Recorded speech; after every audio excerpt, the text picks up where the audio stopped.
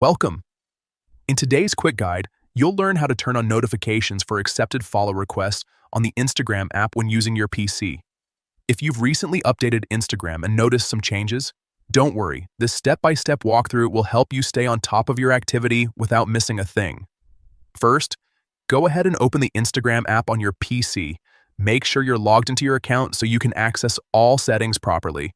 Once you're on the main screen, look to the bottom left corner. You'll see a menu icon with 3 horizontal lines. Click on those 3 lines to open up more options. From the menu that appears, find and select Settings. This is where Instagram keeps all the controls for your account preferences, including notifications. Inside Settings, look for the Notifications section and click on it. This area lets you customize how and when Instagram alerts you about different activities. Next, click on Push Notifications. This will open a detailed list of notification categories that you can manage individually.